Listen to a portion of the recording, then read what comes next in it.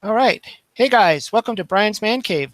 This is a very special guest I have today, and I just want to talk a little bit about me in my experience with television. If you're not familiar with my show, you'll know that I'm a big Intellivision fan, always have been ever since I was a little kid. And I started off playing games like this, which, even though it's never been a popular choice for a lot of people, always been a special place in my heart. And that's the Intellivision version of Donkey Kong, which was my first experience. And of course, I made hits like Burger Time, which I say is still on the Intellivision, the best version of Burger Time. But the Intellivision is also known for a lot of other stuff like Astro Smash, probably one of the best games on the Intellivision. Again, Utopia, another one of those best games that I would say, and probably another one of my favorites, Advanced Dungeons and Dragons. So I've been a huge Intellivision fan all my life. I am. I still play it all the time, and you'll see it a lot in my videos. So I'm very happy to say that I have Tommy Tallarico here. Just to give a brief, he's a video game music composer, musician, sound designer, television personality, live show creative director, and producer. He's worked on over 300 video game titles since the 90s, received numerous awards for his contribution to the video gaming industry. He's the creator of a concert series called Video Games Live, multi-award winning symphony orchestra that's played video game music across the world since 2002, and he's also many television shows, Electronic Playground, Reviews on the Run, and currently is the president of Intellivision Entertainment, which, I really was excited when I started to hear the news about how Intellivision is making its resurgence and its comeback. So thanks, and I'd like to welcome Tommy Tallarico to the show. Yo! Hello, hello. All right. So what I normally do, I've been doing these live chats for a while now. I started my live chat a little while back with my first guest, so a musician slash video game, enthusiast. And so this is kind of in the same vein where we got like a musician and a video gamer. So it's kind of cool. So really what I'd like to do is start off with my first question for Tommy. And that is more of a tell me about your first experiences in gaming, specifically retro gaming, like in the past. What do you remember? What are your first memories? Was it the Intellivision? Did you grow up with that? Yeah, well, I'm actually going to walk around my house because I want to show you a few things. But so the very first time I had ever seen a video game was 1970. My dad, we went over a friend's house and we saw they were playing the Coleco Telstar.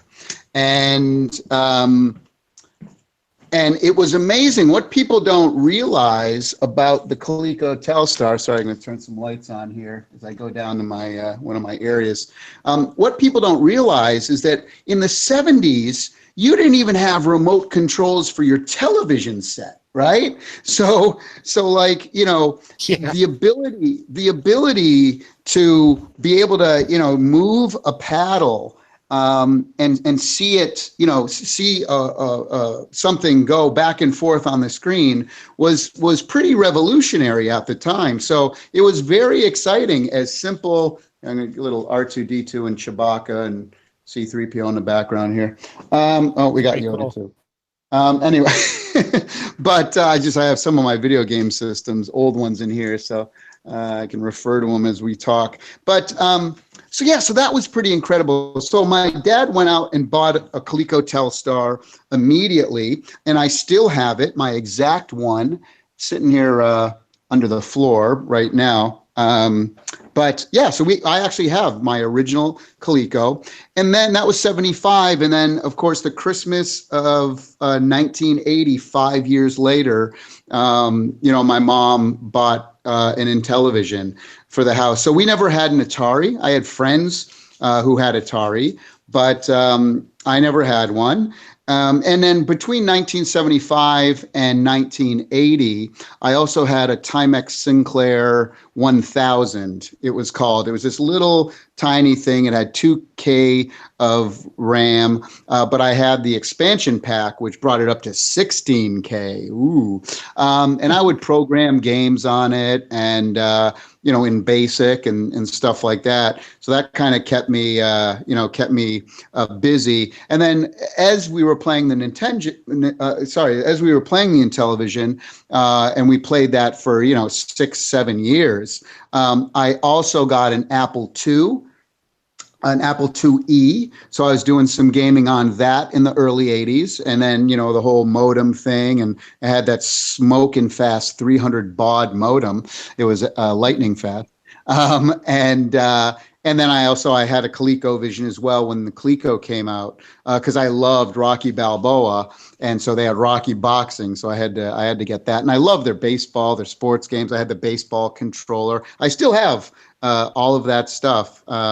And what's great is I've always had my Intellivision hooked up to my TVs. So whenever, we had now I have to get, special things to hook it up to the TV. But we always had an Intellivision hooked up. And me and my brother, he was 7 years younger than me, but he always played. We'd always play Intellivision together. So, yeah. So you got a ColecoVision, like, the time it came out, like right around 83, like at the actual launch of it, or? Yeah, sure did. Yeah, I remember it was pretty expensive back then because, again, me and my dad were always into sports games. So the baseball game was really great and the football game was really epic. You had to spin that little freaking thing so hard. You spin it so hard to get people to run quicker to first base.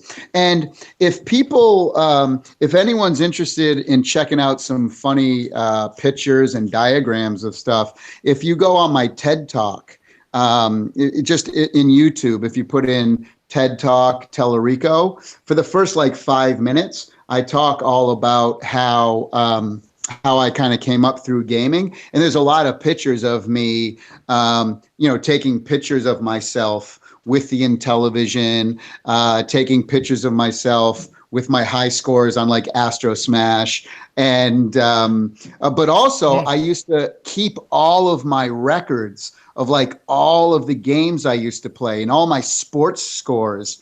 And literally I would score them inning by inning. On Intellivision baseball and then later on ColecoVision baseball. So I kept records and statistics because, again, back then they didn't have that stuff. And I created logos for all the sports teams. So I created a whole league and I named them, it wasn't just the New York Yankees and the Boston Red Sox. I created actual new team names like the New York Nails, and I would have I would draw a nail and a logo for the whole team and everything. And that was the whole concept of my TED Talk. It was entitled Video Games, Art in Disguise. And the whole concept of the speech is that video games, they always get a bad rap. Oh, they're violent, you're blah, blah, blah, gamers or, losers or whatever in their mom's basement. And it's all crap. And what I said in the thing is that, the reality is that games inspire people. They inspired me as a young kid. They inspire so many people nowadays. Cosplayers who create, spend hours and weeks and months on creating costumes.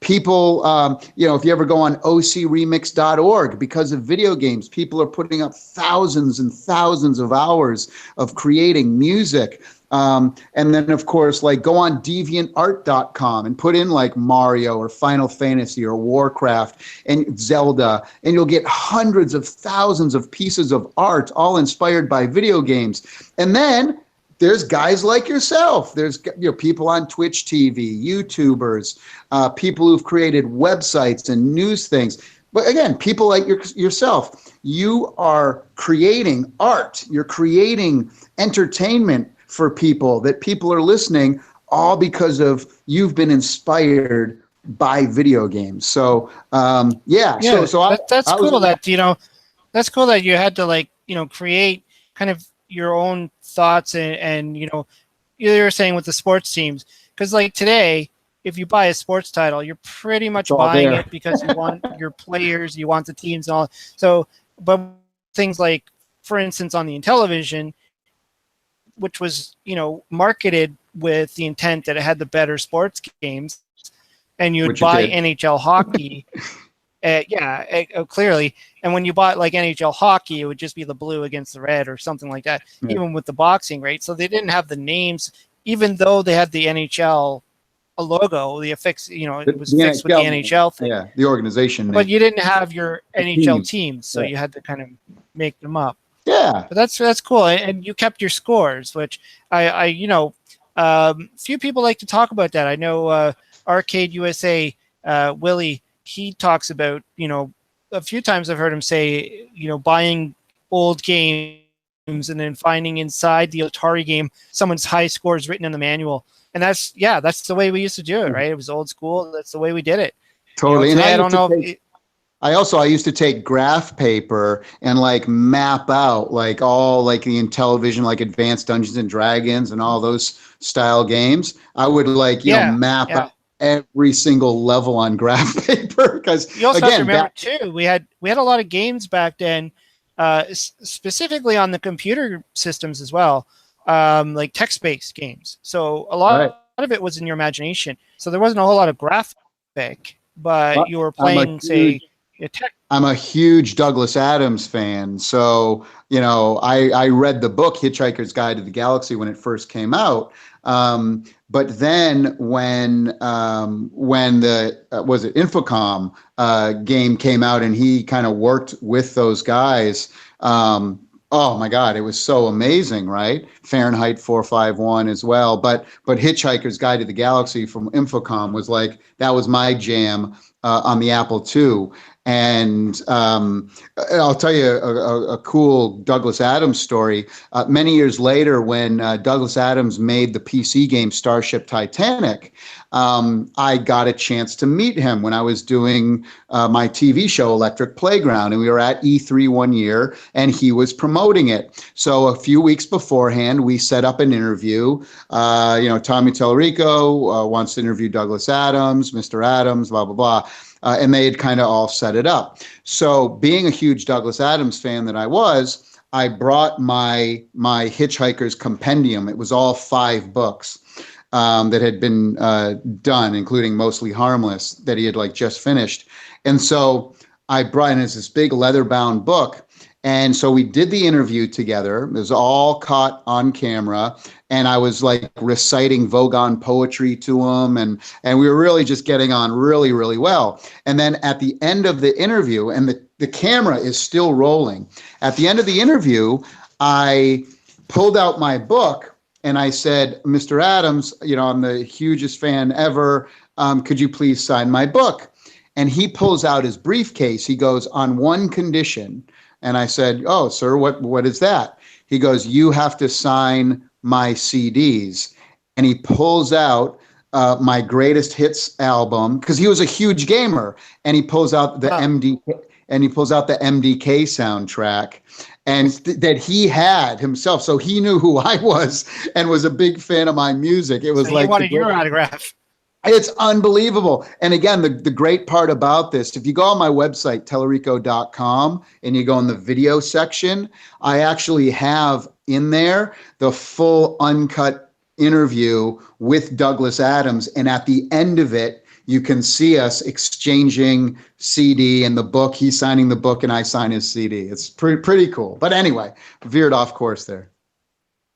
Yeah. Well, I mean, that's cool, though. I mean, that's where... I'm a big proponent of relating things like video games to just happy memories. And I think that's what I like about being a nostalgic retro gamer, is that most of my experiences with video games always relate to some kind of memory of some sort. Like I was saying earlier, I was talking about this one in the beginning. A lot of people slam this game, but it means something to me, and I don't hate it. And Right. Well, everybody I has a always personal seem to thing, have a memory of, yeah, kind of have a memory when it comes to like, certain games and certain systems. They might not be the best game in the world, but they mean something to you.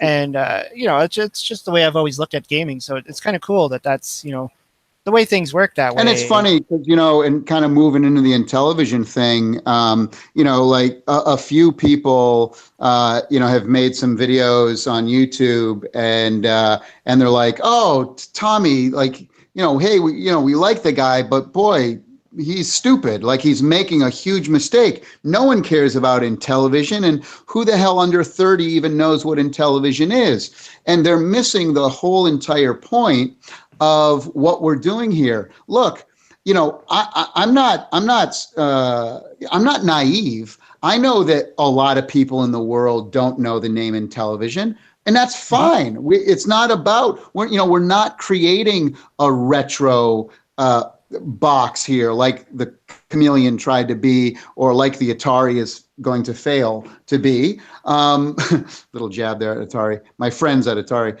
And to be clear, I actually hope Atari succeeds. I really do. I hope the VCS comes out and it's great, and it succeeds, for the main reason that I want there to be a reignition of the original console war between Intellivision and Atari. So of course I want them to succeed so I can kick their ass. And so I'm afraid they're not going to make it to the starting line. I'm getting a little worried here, but we hope the whole retro scene itself is just coming back, and it's always it has been now for a few years. So I mean, it's just been building up to this point. And it's allowing things like Atari and Intellivision to make their comeback, just like what you were saying there. So, the VCS is a completely different, ball of wax right now because of what they're going through. And, frankly, what I see with the VCS anyways is they're not trying to build anything that's going to be reminiscent of what Atari stood for. I think what they're doing is they're just trying to create a new thing that's going to compete with today's video game market. And that's not what Atari was in the beginning. Right. So it's kind of breaking away from its roots. Well, what's kind of interesting is that the Atari and Intellivision, war 40 years ago, it was the Intellivision machine that was more expensive and had the better graphics. So now it's kind of a bit of a role reversal because the Atari machine is more expensive and is going to have better graphics. So it's kind of interesting. Yeah. But if I could, Brian, I would love to explain to everyone what the differences are with Intellivision as opposed to Ouya, Atari, and the Chameleon. Because a lot of people are kind of grouping us into the same category as those machines, most of which have failed in the past. And, look, again, let's be fair. I totally understand why people would initially criticize us, to say, well, what are you, stupid? Like, Ouya failed, Chameleon failed, Atari isn't looking good, whatever, and your name is like less than all of those. So you're really going to fail, dumbass.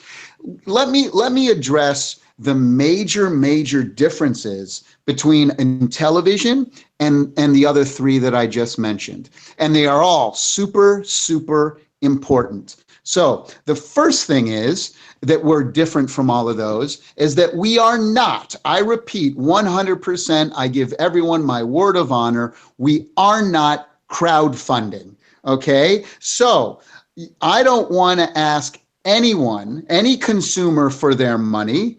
until they have had a chance to play the console and to play the games, right? What a concept. Imagine that. So for all the people up at arms, all I ask is, you know what? Keep an open mind. Keep an open mind, because we're not asking you to give us money for a system that you can't play. The others did. We're not. Okay. So that's one big important thing. The second thing I want to talk about is that in the instance of the Chameleon and the Atari, you're talking about people. And by the way, I know the folks over at Atari, and they're not scam artists. They're good people over there, right? I don't think we're doing something very different than they are. If people want my honest opinion, I don't think they're. I think they could have done some things better than they've been doing. But that aside, the big deal with Intellivision is that we're not some group that just bought the rights to Intellivision and who are trying to make a quick buck on retro. Okay, first of all, important to know, I've been very close, dear friends with the former president of Intellivision, Keith Robinson, for about 15 years. We lived near each other. He would come over my house on my birthday. He'd come over. We'd have Halloween parties. I mean, I was very tight with Keith because I was always a huge Intellivision fan. I got to know him over the years. One of the best people I've ever met in the video game industry. And so he wanted to bring me into Intellivision years ago. And Emily Rosenthal, who still works, is still working with us and has worked for Intellivision for 8 years, will back that up. We'll tell you the same thing. And so when Keith wanted you to come into Intellivision, was there a plan with him to bring it back, bring the label back into the market, or was it still just in the phase of we want to just put the games out on Xbox, we just want to create emulation systems? No. Was there an actual, or was this like is this now all a new whole brand new idea now that you've become full control? It's great question. So basically, the Intellivision company, Keith was an amazing guy, very friendly, had the heart of a lion. I mean, just the greatest, biggest cuddly teddy bear you'd ever meet. But and I think he would admit this himself, is that he wasn't really a businessman in the sense of being a hardcore negotiator. And I mean, one of Keith's biggest setbacks in business is that he was so nice. He was such a great and nice guy that sometimes, people were, sometimes take advantage of that, in a bad way. So nice, yeah. Exactly. So if the worst thing you can say about a human being is that they're too nice, well, that tells you all you need to know about how amazing Keith Robinson was. And so Keith knew that I had a very extensive background in business and negotiating, and that I knew, being in the industry for 30 years and all of the different things that I've created throughout my career, both through the TV shows, through Video Games Live, through all of the music and all of the games. I've worked on over 320 games with every single publisher on the planet. And so, I knew everyone in the development community. So he saw me as a guy who knows everybody in the industry and that could help him maybe come in and help him with some of the business stuff that he felt that, that could benefit Intellivision. So we were always talking about that. And I had brought up at one point, hey, we should do a brand new console and this and that. And, everyone was kind of excited about that idea, initially. But, with Video Games Live and me being on the road for 250 days a year, we never firmed up anything. And then when Keith unfortunately passed away last summer, that is when I called up Emily, who was the VP of Intellivision, and we were all devastated. And Steve Roney and Bill Fisher are two guys that have been with Intellivision since 1981. And it was amazing. We were all at Keith's funeral service. And there were a bunch of Blue Sky Rangers. There was, over 100 people there. And when you have a guy as great as Keith, all of the stories and the tears are flowing and this and that. But it was shortly after that where, that myself and Steve Roney, Bill Fisher, and Emily started sitting down and, in for Keith's honor and for, all of the amazing people who are so passionate still about Intellivision, we didn't want to see it, just fade away after Keith, which was the whole heart and soul of Intellivision over the last 20 years. We didn't want to see that go away. And so that's when, we started our big plan here. And we've been working on it night and day ever since. So the Blue Sky Rangers, like you mentioned them, to me, I remember when I first heard about them, and I'm going way back. And this really excited me because when I first heard about them, I think it was probably like one day when I was still new to the internet back in the early 90s. And I thought, I always thought about Intellivision. I always missed having an Intellivision. I didn't have one anymore. I had one when I was a kid. And I think I started looking it up and I found this, which I still have today, which is the Intellivision Lives for the PC. PlayStation or PC? Yeah. No, this is the first one I think they released. Yeah. So I remember I had to send them an email. I had to go through a whole thing to get this. I had to wait for it in the mail. I was super excited when I got it because there wasn't really anything to do with Intellivision up until this point. I mean, Intellivision to me was gone.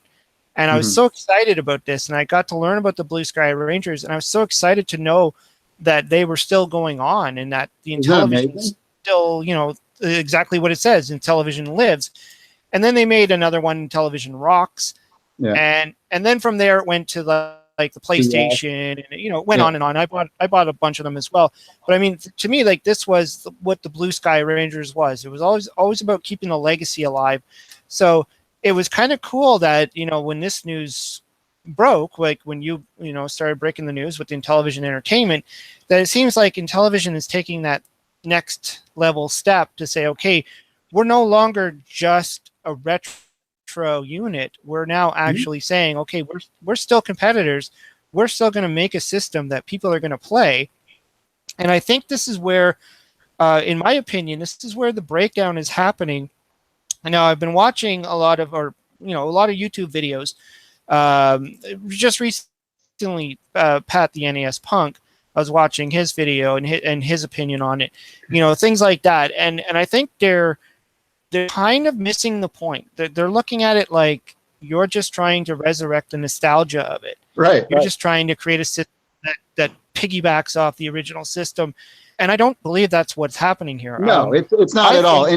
And just so you know, I reached out to those guys, and I just got in contact with them about an hour ago. And again, very, very friendly. And I said, hey, look, guys, I'd love to speak to you either over the phone or on the air live, whatever you want. And I'd like to fill you in because a lot of the information that they were thinking and that they were thinking that was going on in their video is actually most of it or a lot of it wasn't true at all as far as the direction we're taking and the differences between what we're doing. And, one guy, the long hair dude, Ian. he was it, that's Ian. Okay. Yeah. So Ian was saying well, what the heck's he talking about? Family fun and simple. Nintendo, That's Nintendo. Oh, really? Yeah. Is it, Ian? because go put a Nintendo Switch controller in your mom's hand right now and tell her to have that Zelda. Go ahead, Mom, go for it. And let's see how family and fun and simple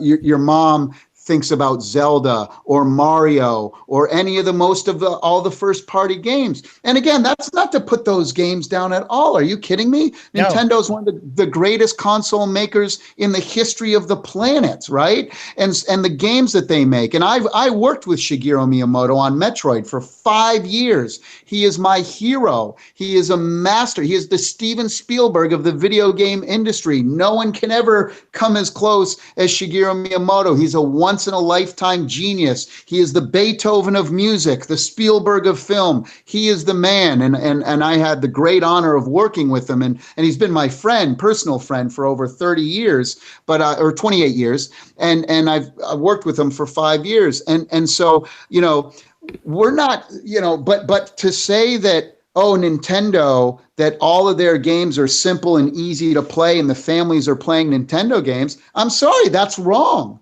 That is absolutely wrong. Now, the Nintendo Wii, which was what, 10, 12 years ago, that system has already proved my point. My point is that non-gamers, if you give them a system that is easy to play and simple, right, and affordable, non-gamers will buy a home video game console. And the Nintendo proved that with the Wii, which is the number 3 selling video game console ever of all time. And I'll tell you what the top 3 games in the world are. 1 is Tetris, casual game.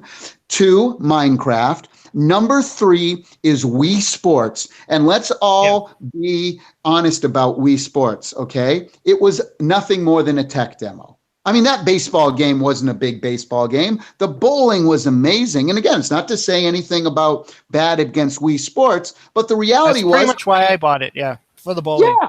My mom has bought 2 video game consoles her entire life. Christmas in 1980, she bought me an Intellivision for the whole family. And then when the Wii came out, at 70 years old, she bought a Wii because she could see how she could go bowling and this and that. Now, where Nintendo, in my humble opinion, where Nintendo, I feel, dropped the ball is that, and by the way, they would admit this as well, and they don't have any qualms about it, is that once getting the Wii was like catching lightning in the bottle for them.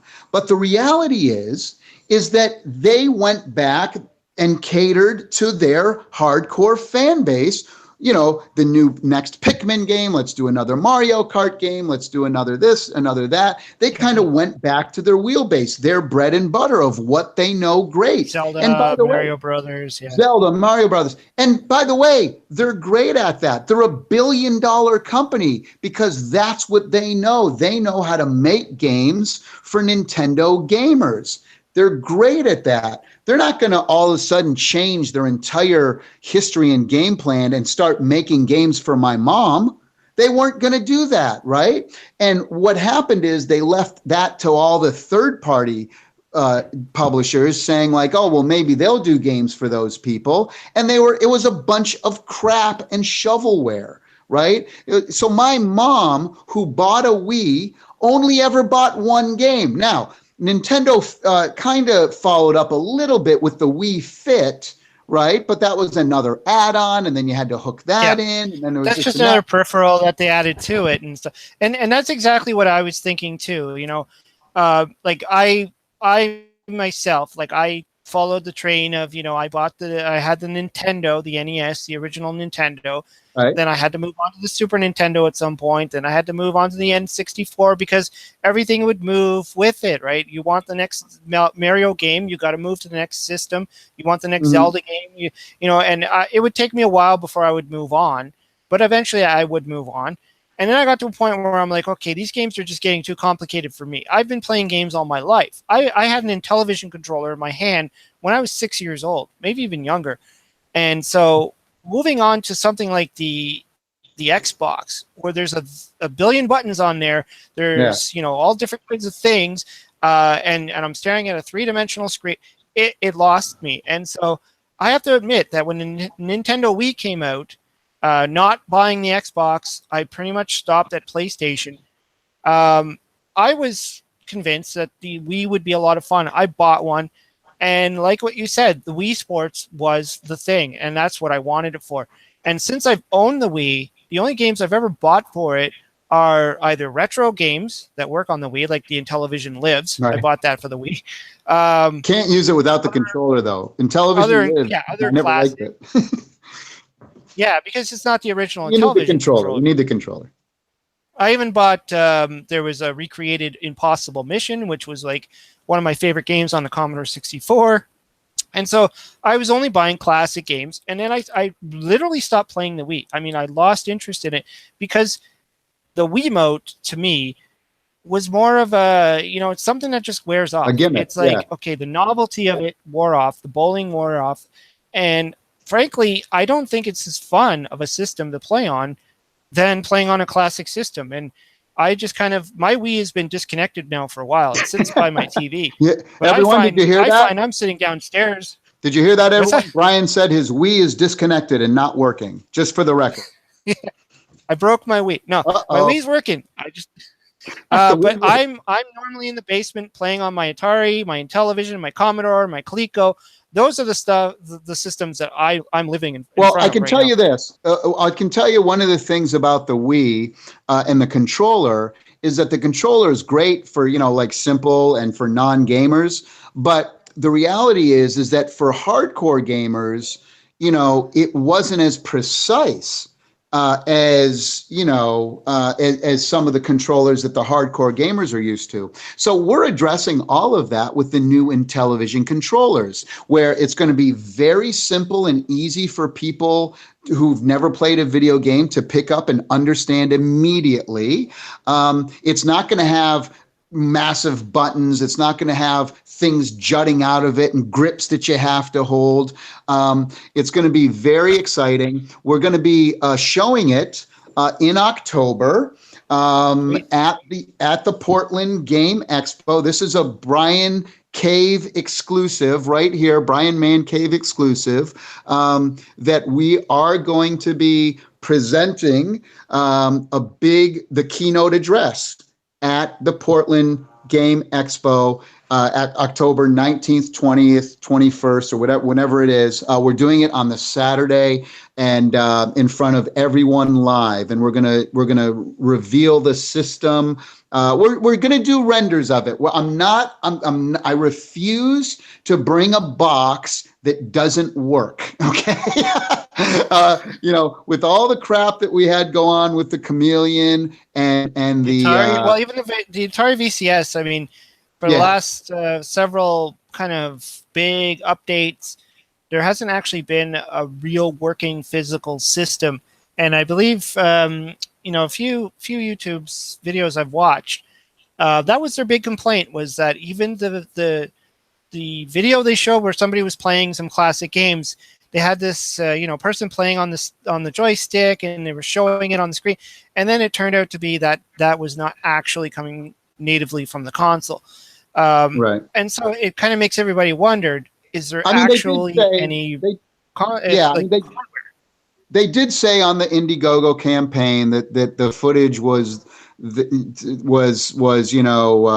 whatever they said there. They had a little asterisk there saying, "Look, this is for demonstration purposes only." Yeah. So I mean that that's fine, but yeah. I mean they I think they got caught a little bit where they were trying to show that somebody was playing the system and whatever that's fine. I mean I get it. They want to they were doing a Indiegogo campaign. They wanted to get people excited about it, so they chose to do that. I wouldn't have made that decision, but that's what they chose to do. And again, I don't think they're trying to scam people. I really don't. I just think.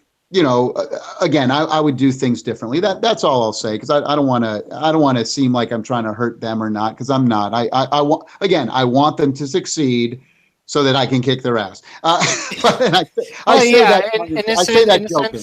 They're almost going to be putting the cart before the horse. and saying, this is what it's going to be like. This is what we're going to have. This is what, but then they're going to have to stick to that. They're going to have to actually make that happen. Well, and I think they're putting themselves in a really bad situation by attacking people in the press. I think that's a really bad mistake. But also, I think it's, again, knowing what I know about manufacturing and creating hardware, to have, they have 1 year to put it out. And I think that's going to be a challenge. I'll leave it at that. I wish him the best, but I think it's going to be the hardware, like you said, the hardware is going to be the hard part. In fact, I actually remember when I first got this, I first started playing on it, I did send an email to the Blue Sky Rangers asking if they had any intention on building an Intellivision controller that will work with the PC, and they said, unfortunately, no, we're not going to be working on any hardware. And I'm assuming, like that's probably because it's a very difficult thing to do, right? Is to manufacture the hardware. The thing is, again, so I was starting to reel off all the differences between us. One of the other big differences is that we are very laser focused on what the machine is and what it is capable of doing. We're not trying to stream Netflix. We're not trying to do 3D graphics. We're not, all of that stuff is aside, because the most important thing, and I can't stress this enough, and I want everybody who can out there listening to this to really, I need to drive this home more than any. If you'll hear nothing else I'm saying, please listen and know that we know this, is that it doesn't matter what the machine is called. So people who are going off, Intellivision, they're never going to sell any of those. Who the hell's ever heard of that? It doesn't matter about that, okay? Get that out of your mind. Forget that it's even Intellivision related at all, okay? That's just a cherry bonus on top because we've all been so passionate about the systems for our entire careers. But forget that for a second. People don't buy, listen, everyone, people don't buy consoles because of the console. They buy it because of the games. And this is what I will tell you emphatically, which makes us different from Ouya and Atari and everything else that came before us, is that every single game, every one for the new Intellivision is going to be an exclusive game. Let me repeat that. Every game is exclusive. We are not porting games. We're not porting mobile games. We're not porting old arcade games in the sense of that, we're going to be redoing some of the old games and some old arcade games. And we are going to release a list in October that is going to blow people away. They are not going to believe the amount of people that we have involved with this, the amount of old school arcade games and classic games that are being redone. And so what do you mean, Tommy, when you say redone? Tell us a little bit more about that, because I know people are asking that. So when I say redone, I don't want to touch the gameplay mechanics. I don't want to touch the levels, but what we want to do is we want to update the graphics. We want to upgrade the sound. We did a lot of market research, and, teenagers and younger, they actually don't mind graphics around the Super Nintendo and Genesis area. That's acceptable to them. But when you go before that, even the NES stuff, they start to lose. And of course, by the time you get to Coleco and Intellivision and Atari, they're totally gone, right? So graphics are important. Now, you take some of the greatest games, like I said, Minecraft, or a great game, Toby Fox's game Undertale. You look at those graphics and they're kind of retro, retro kind of graphics. So graphics aren't as important to people when they're talking about 2D and 2.5D games, and that is all that is going to be on the Intellivision system. Every game on the system is going to be exclusive. You can't play it anywhere else except our machine, and you have to. And every game is going to be either 2D or 2.5D, meaning you can have 3D sprites in a 2D world. A perfect example of this is if folks are familiar with the R-Type R-Type, I think it was called, what was it, R-Type Evolution or something for the PlayStation 3 and the Xbox 360. Look up that game. It's the original R-Type game. Exactly. Literally, you could push a button and it flips to the old game. And we're not going to do that, but it's a complete recreation of the game, but with updated graphics and updated sound. Now, imagine if we're doing things like that to all your favorites like Burger Time and Miner 2049er and Pitfall and all the Intellivision great games like Astro Smash and Shark and MLB Baseball and Night Stalker and Utopia, and it goes on and on. So what if we had that, but we added multiplayer? Not only multiplayer in the home or first player person in the home. Wouldn't it be nice to play MLB baseball if you were just by yourself, right? But then let's add multiplayer online. Let's add leaderboards. Let's add a whole bunch of other stuff. And now you're starting to get a sense of what the retro style games from the old arcades are going to be about. Now, but that's only a portion. That's only a small portion of the games that are going to be. That's kind of our arcade and kind of vintage legacy type style stuff. But we're also going to have brand new games that no one has ever played before. And you're saying, well, how the hell are you going to get people to design games? I've been reading that a lot. Like, no publisher and no developer is going to sign up for a machine that has 0 installed base and blah, blah, blah. Oh, really? Well, then answer me this question, wise guys. Answer me why there are 1,000 new video games that come out every week on iOS and the Google Play Store. How come there's 2.5 million games? Now, granted, 97% of them are all shovelware and crap.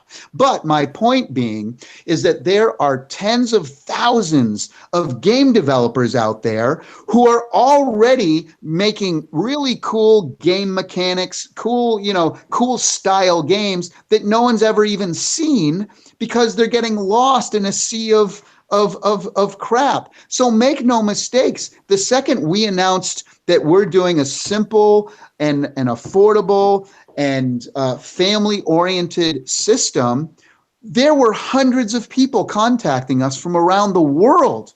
And some of them are small developers that only have 3 or 4 teams, and some of them have 50, 60 people. And that's the beauty about what we're doing with this system, is that you don't need $5 million and 2 years and 100 people on a team and taking a huge risk. You don't need that to create games on our new system. So for people saying like, oh, they're never going to get publishers and they're never going to get third-party people to make games, that's where you're wrong, because the risk is not as big as a normal PlayStation or Xbox or Nintendo Switch game, right? And so the other thing, though, is that we do have big publishers that everybody knows. We do have big developers that everybody knows. We do have big licensed games that everybody knows. And we're going to be releasing all of this list because we're just compiling it. It's growing like crazy every day. We're going to be releasing that in October. Now, there's one other really important part that I want to get to about what makes us different from everyone else. And then maybe we can take a few questions from some folk. So the other big thing is, now I want people to kind of, if they don't know what this is, I want them to do if they could do a little research. I don't know if a lot of people have heard about the Entertainment Software Association, the ESA. And so if you go to the ESA.org, you'll go to their website. And what the ESA is, it's a coalition of all the biggest video game companies in the world. It was launched in the mid-90s by Microsoft, Sony, Nintendo, EA, Ubisoft, Activision. The biggest companies in the world formed this coalition, and they created the ESA, which is located in Washington, D.C. The ESA then turned around and formed the ESRB, the Entertainment Rating Software Board, and And this is people who fight for us on Capitol Hill, in Washington, D.C., lobbying. They're creating standards for the game industry. They're compiling all the positive stats and everything. The ESA is the most important organization in the entire video game industry. And you know what? Not a single hardware manufacturer has ever joined the ESA because, like I said, Nintendo, Sony, and Microsoft, they formed it. They didn't have to join because they helped to form it. And a hardware manufacturer and a big software maker, they pay over $2 million a year into this organization just to be a part of it. Well, I got news for you that Intellivision is the very first console maker to ever be a part of the ESA. Boom, right there. That is how serious people should take us. Ouya isn't in it, Atari Box isn't in it, or whatever. So Atari VCS. Yeah, they changed their name. They're gonna change it. I know. I liked Atari Box better. I thought it was actually a better name. Well, the VCS is already reserved for the 2600. I don't like it myself. Exactly. Yeah. And by the way, we're not calling our new Intellivision system Intellivision. Now it's going to be called Intellivision something, like Nintendo has the Switch. We're going to have the Intellivision. It's going to have Intellivision in the name. I can't tell you, but in October, we're going to tell it all. And I think it's just the coolest name ever. And I think people are really going to love it. But anyway, so that's something else that I really need to explain to the naysayers is that we're the original people from Intellivision. I mean, I just joined, obviously, but people in the company, it's not something that was bought and sold and that, it's just a shell of a name. No, this company the people have been in it since 1981. Okay, so it's the real company, the real people, and Blue Sky Rangers, by the way, and a whole bunch of old school arcade and even Atari folks are coming out of the woodwork and redoing games for us for this system, and we're welcoming them, and we're paying them up front and doing all sorts of things. So the ESA, the real people from Intellivision, the fact that we're not crowdfunding, those are three major things that differentiate us. Now, I'll tell you the other thing, okay, is that we do not, and I'm sorry if I'm getting so excited. I'm so passionate when I start talking about this stuff. I'm like, Tommy, take it down a notch, you idiot. That's what I'm saying inside my head. You sound like a moron. But I get too excited about this stuff. But so bear with me, everyone. I know I'm being weird. Okay, so the other cool thing is that I understand 100% that people don't buy the console for the console. Like I said, they buy it for the games. And every system that has failed, whether it's the 3DO or the Ouya, it was because they didn't have that killer game, that must-have game that everyone wanted to play. You look at the Sega Genesis, and it's really interesting because the Sega was released and it was doing like meh. And then when Sonic came out, boom, it sold, gazillions of copies, right, of the console.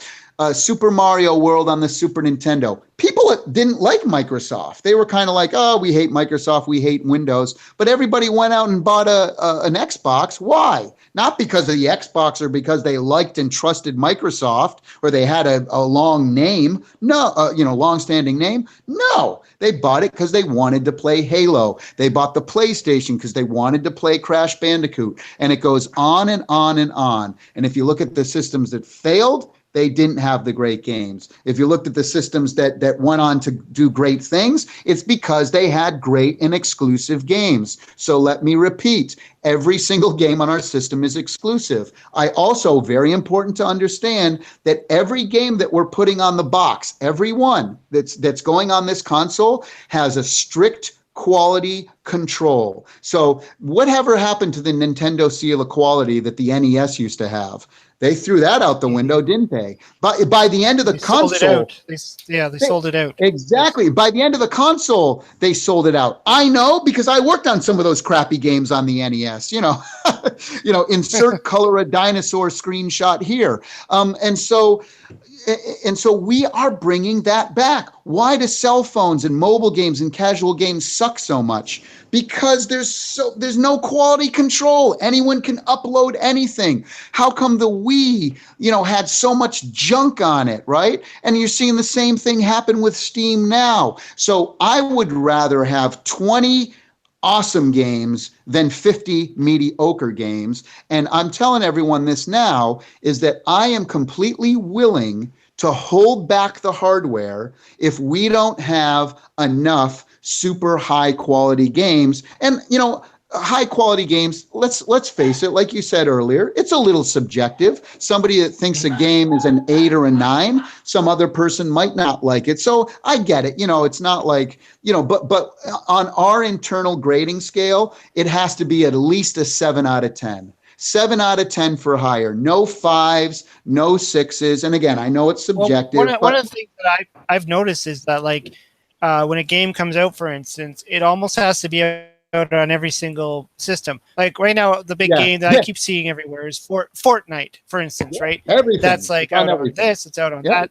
And even just going back to Halo, right? Or like some of the other games, there was so many games that would have to be released on Xbox and on PlayStation and PC, and pretty much every system would have to have the exact, and the graphics, in my opinion, would be the exact same. I mean, they look the exact same. So, right. I like where the direction you're going at. And just to ask people, because people are going to say to you, well, and I hear people saying, well, everybody wants to put the same game on multiple platforms because the developers make the most money that way, right? That's true. So what makes you think that a developer is going to completely pigeonhole their own market, and not spread it everywhere else? It's like, well, that's the deals that we're signing with people. And why would they do that? I'll tell you why. Because if they put out a game and they put it out on the PlayStation and the Xbox and they put it out on Steam and they put it out on mobile, again, they're getting lost in a sea of thousands, and in the case of mobile, millions of games, right? So they have to spend a shit ton of money on marketing, on doing all that type of stuff, right? So if you're a developer, would you want to spend all that money? Because think about it. You have to create a game that's going to compete in the PlayStation store.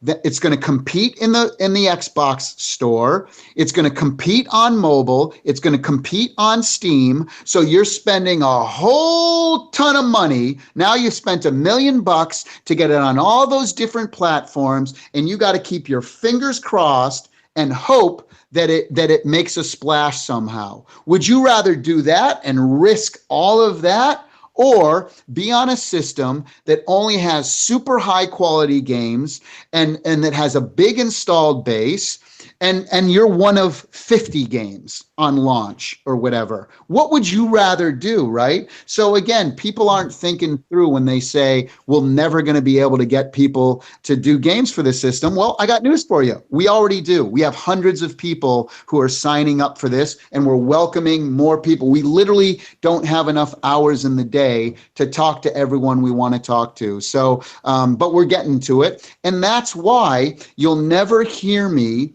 announce the date of when the console is coming out. I refuse to say it, and here's why. And I'll tell you when it's not coming out. It's not coming out this Christmas, and it's not coming out next Christmas, okay? And that's all I'll say. And the reason I don't tell you the exact date is for the basic reason that now, we have an internal date. Don't get me wrong. We absolutely 100% have an internal date that we're all working really, really hard to achieve.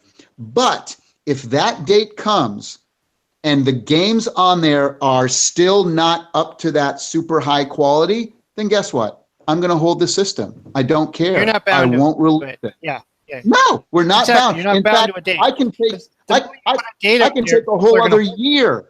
we can hold it a whole other year if we needed to. Yeah, That's the amount of exactly. funds and funding that we have. If we need to, I'll hold it another year. It's only going to come out if it's perfect. And I want to take our time doing it. We want to take our time, and we're not going to rush something else. And that's what I kind of fear with Atari, mentioning next July, and they've already slipped past one date. And that's what I kind of fear for them, is that they keep announcing these dates. And so now if they're going to come out in July and they're going to rush something out and it's not good, they're going to be dead on arrival. And we don't want to see that happen. How about some going questions? back to what you were saying, though, about the games being completely, like, I guess, proprietary, or they're going to be all new games essentially. I know this question's come up. I've had this question. I think it even was brought up in your first live cast on the Facebook group, and even within the chats here, the No Swear Gamer brought it up as well. Is, will this new system play the original as they were in television games? Yes. Or is that just completely... Great question. So let me clarify that. Yeah. So the system itself, as I've stated, it's going to be way under $200. Okay. So that's the good news, right? Way under. That means it's not $199, it's not $189, it's not $179, right? So it's way under $200. And so what are you going to get for way under $200? You're going to get all of the Intellivision games, the original ones. We're giving those to people for free. Now, there are a couple of licenses, as you know, and there's like Tron Deadly Discs, like, Electric Company or Advanced Dungeons & Dragons or Electric Company Math Fun and this and that. Now, we are trying to get those licenses for the old machine, but please understand that we're putting those on the system knowing that a very, very tiny percentage of people are actually going to play them. They might look at them, they might get on there, but again, let's be honest. Only guys like me and you and No Swear Gamer are going to be using the machine for that. We're putting them on there for free because we can, and we'll try to get as many of those as we can. Now, we're not going to pay super high crazy prices for a Disney license for Tron for that, just so we can get the old version of Tron on there. So it might not be every single game, but I can tell you, we're talking to the folks who own like stuff like MicroSurge and the iMagic, Magic, yeah. Magic, yes, iMagic. Magic, yeah. I always forget how to pronounce that. But we're speaking to them about, games like Microsurgeon and Dracula and Atlantis and Ice Trek and, all those type of games. We're speaking to, Data East about, the old Burger Time, the old Bump and Jump and things like that. But what we're really focused on with those people is doing the updated versions of Microsurgeon, doing the updated versions of Burger Time and Bump and Jump and all those games. So if we can do a deal where we get the old one kind of for free so that we can put it on the system for free, and work out a deal to redo the new game, that'll be great. Or maybe what you'll see is if they insist on, making a small royalty, then maybe we can put the old, like say Tron Deadly Discs or Bump and Jump. Maybe we can add that in our store under the vintage section and sell it for $1.99 or something, so that at least they can cover the cost of what they want for the license or fee for that. So that's what we're thinking now. That's what we're trying to do. But what's the box going to have for way under $200? You're going to get 2 wireless Bluetooth controllers. It's going to be USB compatible. It's going to be HDMI. It's going to have an SD on it. And you're going to get as many of the old Intellivision games for free. that's going to be on it. And for those homebrew folks, and so Super Intellivision fans, we're going to be using Joe Z's emulator. And for people who know Intellivision, they know that that is by far the best one out there. When At Games released the Flashback, they didn't use Joe's emulator, which was a big mistake because some of the sounds were screwed up, some of the screens were screwed up, the menu screens were ugly, all of that stuff. So again, Joe Z's is the best. And, we're talking to Joe, and Joe's been a great help and a huge, huge, fan of the system for so long. I've never met anyone that knows more technically about Intellivision. Like, this guy reverses engineers like stuff that's like, he's a genius. And so we're utilizing his genius, for part of this. Yes, you're going to have as many of the old games on there as possible, but we're also going to be releasing 7 games, updated games that are going to be for free on the system. And they're going to be some of the biggest selling games that the Intellivision ever had. We're going to release the 7 titles in October at the Portland Retro Game Expo, but I'll tell you a couple because you could probably guess. You could probably guess what a few of them could be. What are the most popular Intellivision games of all time? Well, baseball was one. Astro Smash was one. Night Stalker was one. Shark was one. Utopia was one of the more popular games, but that won't be one of the free 7 games because it costs. We do want to redo Utopia, but it won't be one of the initial games for the systems. But we do absolutely, and we're already talking to Don Daglow, and he's excited, and so we're still talking about that, but it won't be one of the 7 games. The Advanced Dungeons and Dragons, though. I can't tell you anymore. Yeah, I know. I just want to say, I believe that this game originally was designed, and it didn't have the Advanced Dungeons and Dragon name to it, and then that kind of came later with a licensing issue. Yep. Now, when I got this one, the Intellivision Lives, I think there was a way to have that game on it. Yeah, they called it was titled differently. Dungeon. What would they call it? It was. I think they just called it like Adventure or something like similar to the something. Yeah, something. Yeah. Paul. So would that be Paul would that be a possibility, or? Oh, absolutely. To strip the licensing off of it and just put the game as a raw, as it would have been without the licensing? Absolutely. But I can tell you that we're talking to the Dungeons and Dragons people, which is Wizards of the Coast. Wizards of the Coast.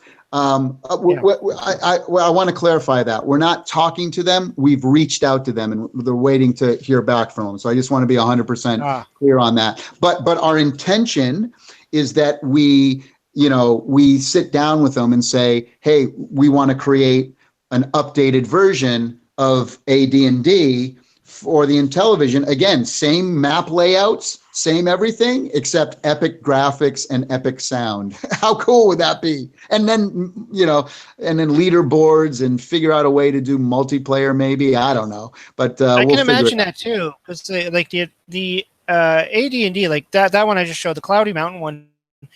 I mean, one of the things that a lot of people talk about that is the sound effects. Like when you're running around that maze, and you start hearing that growl, that's like the first time of me playing a video game where I started to feel nervous and anxious, and it was just like you could hear, when you hear the bats, and so the sound effects are huge one, right? So my dog I Houdini can see coming to visit me. That would a great one. Yeah, totally. But I mean that would be cool. Awesome. So, because really what's happening now is, and I've seen a lot of in the chat, is talking about the emulation systems that are out there. I mean, we currently have the Retron 77 is coming out. Yeah. People have been, expressing, including myself, saying, I wish the Retron would come out with, say, something that would actually play actual Intellivision cartridges. Yep. And I know some people were asking that too. Now, I know from watching that Facebook live Facebook thing, there's not going to be a cartridge slot.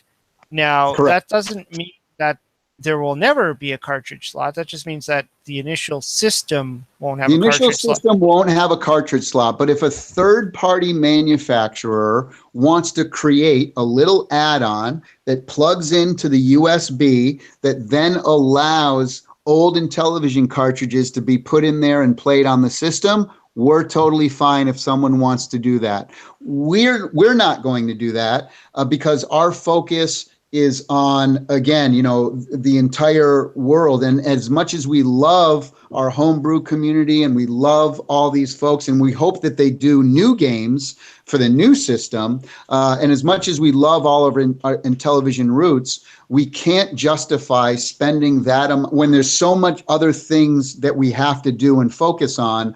We can't justify spending a whole bunch of time and money on getting a cartridge slot into a machine that, let's face it, 0.1% of the people out there are going to use. But if there's a market, and the reason I say that is because you ask any homebrew person, because I looked at the numbers, right? And we looked at the cost. It was something that would have been cool if it made sense financially and fiscally, and from a standpoint of everything. But the reality is, you ask any homebrew guy and ask them how many new Intellivision cartridges they sell. They'll tell you it's anywhere from like 300 to 500 copies. Maybe if they're really awesome, it's maybe 1,000 copies, right? I'm talking about creating a system for millions and millions of people. And I can't, with a good conscience, I can't add stuff to a hardware system that millions of people, that is going to add cost to those millions of people in order to make 0.1% of the people who buy the machine happy. I can't in good conscience do it, and that's not. Yeah. And Viperman SBD just made a comment. good point about that too. Viperman SBD said, that would be unnecessary since most of the good games would be built in anyways. Right. So the best game's going to be there, but built in, you don't need it. Yeah, and that's exactly. the thing with the Retron 77. I mean, this thing's coming out, and it's it's going to have an SD card slot, which will allow you to load some ROMs in there and play the physical cartridge. So if you have a machine that can load ROMs onto it, you almost don't need the physical media, right? That's more of a legacy thing. Yeah, right? but can I just address that really quick too? Is that because people are asking, oh, can you put ROMs on the SD and will they be able to play? Guys, the answer is no. And I don't mean to be a douche at all, but the reality is those ROMs and stuff, let's be 100% honest with each other. MAME and ROMs, it's all stolen games. It's all stolen stuff. So you can't expect me to create a system that allows stolen games to just be loaded onto our system. We can't do it. Do you think Disney is going to give us the license to make a new Tron game or Star Wars game if people are able to upload stuff to the system that they never paid for? Now, again, that's why the cartridge slot, if somebody wants to make a cartridge thing and you actually have a physical copy of Tron that maybe you bought on eBay for $2 or whatever, and you want to put that in, then that's fine. Hopefully there'll be something out there. But it cracks me up when a lot of people are negative against the system and what we're doing, because they're like, oh well we can, MAME already has blah blah blah and this and that, and yeah, but that's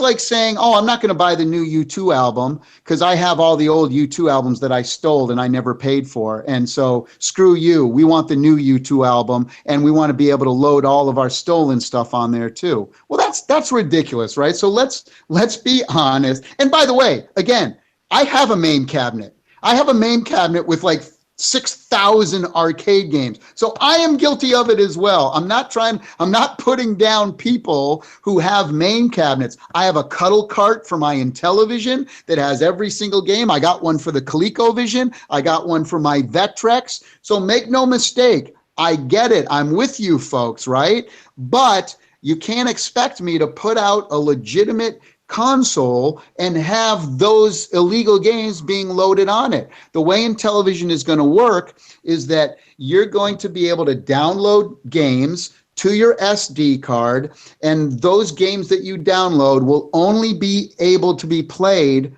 on the unit that downloaded it. So you won't be able to download a bunch of games on your SD card, take it out of your system, bring it to your friend's house and plug it into his system and play those games. You will not be able to do that. Now, if you want to take your system, just take your system to your friend's house. You don't have to take your SD card. Just unplug your box and bring it over, right? And so I hope people understand that. And if they have any questions about that, let me know and I'll try to answer them best I can. Yeah, emulation is great. And like you were saying, you have emulation, I use emulation, we kind of all do, but I'm not going to just say, well, since I have emulation, I don't need the original carts. I still love physical media. I prefer it. In fact, when I do my live streams, I don't have anything that can actually connect my original consoles to the computer for me to do live streams. So I have to use emulation. But when I do my regular videos, I actually plug the system in and I record right off the TV because that's what I love to do. That's my thing. And I know there's other people out there that will say, you know what, once they got emulation, they purge. They get rid of all their stuff. They don't need physical media. But I still say there is something there when it comes to being able to physically play something on a console that you plug into your TV and play it. I think that even whether it's something you had to download into the console or a cartridge you get to slot in there, I think there's just something other than just saying download a ROM and that's good enough. So and the other thing too for the older games, if there's something up there, again, it's going to be like $1.99 for an old game. So it's cheaper than what you would pay on eBay. If you want to download Advanced Dungeons and Dragons with the license or Tron Deadly Disc with the license, if we're not able to get that for free in the system, then we'll make it available just so Disney can get their cut for license. We don't care if we make money off those, right? But they're going to be on there for cheaper than you to buy a cart anyway. And by the way, all the games in the system, in the store, every game is going to be like between $3 and $7, for like new game. Those are for brand new games, $3 to $7. So, if you have to pay $1.99 for a legacy game that came out 40 years ago, then so be it. But, I think that's fair, Mm-hmm. What other questions do we have? So we're going to throw some, go to the chat here for some questions. Sure. So Green Lantern HG, which he's been a long time watcher of my show, really great guy. He wants to know what your favorite game is and would mobile apps play a part. What my favorite game is? I guess for favorite television? game. Yeah, I guess he's not really clear on what the favorite game. Like, is it for any favorite game, or is it just the Intellivision, or is it just he just said what is his favorite game and would mobile apps play a part? I think that's just two different questions. So do you have a favorite game? I guess that's a good thing to ask. Well, do you have a favorite, whether it's retro or modern. Well, my favorite Intellivision game, I'll answer in a couple ways. My favorite Intellivision games are MLB Baseball, because I played it the most with my dad and my brother and my friends. Utopia, Hockey, Night Stalker, Astro Smash, Safu, Triple Action. Those are some of my favorite, Intellivision games. I'd say probably baseball is my all-time favorite, though.